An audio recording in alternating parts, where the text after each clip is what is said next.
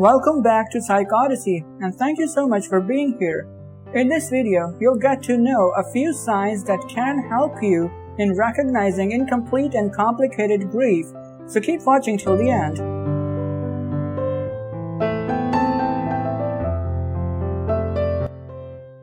It is important to remember that anger is often a secondary emotion, particularly through the expression of grief.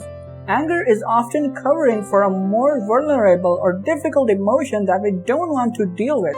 If you find yourself constantly irritable or angry, your grief may be taking shelter behind that anger. Ask yourself, is this anger hiding a different emotion from me?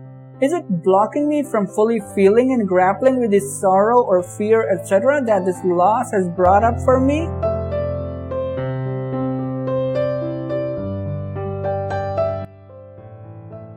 Obsessing about what happened and why and feeling those pangs of sadness and loss are part and parcel of normal grief, particularly in the weeks following. But sometimes a person will get stuck on emotional rewind and can't move forward. They find themselves dialing the deceased person's phone number, or they replay moments of regret or cry whenever the lost person or something sad is mentioned.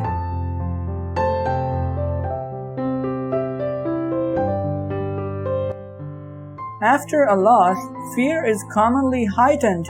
When you have already lost one person or thing that was so important to you, it can be easy to think that everything you love is in danger.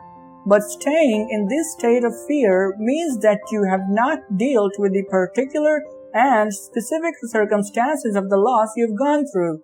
It can act as a defense mechanism, keeping you safe and away from any vulnerable situation, but also keeping you from exploring and accepting what you're truly feeling.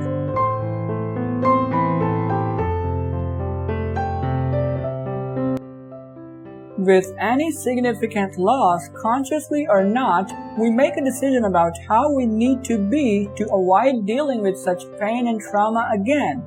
When incomplete grief is added to the mix, a person can overreact.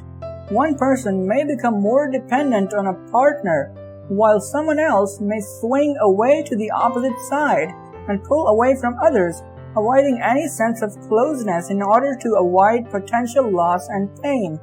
This way of coping can quickly solidify into a longer-term pattern in relationships.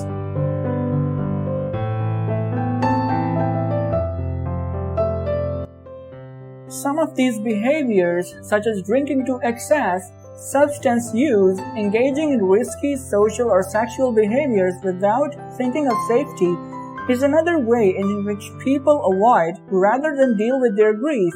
If your mind or body feels numb, you don't have to face the hard feelings that come with grief. However, it leaves those feelings for you to deal with as soon as the behavior is done, which is how they can turn cyclical or addictive.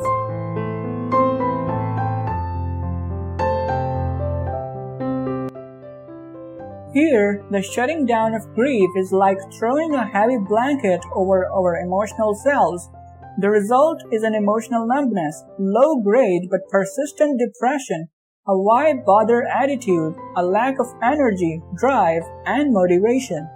If you are interested in knowing about human psychology and mental health, you can watch these other great videos. You'll also find the link to them in the description.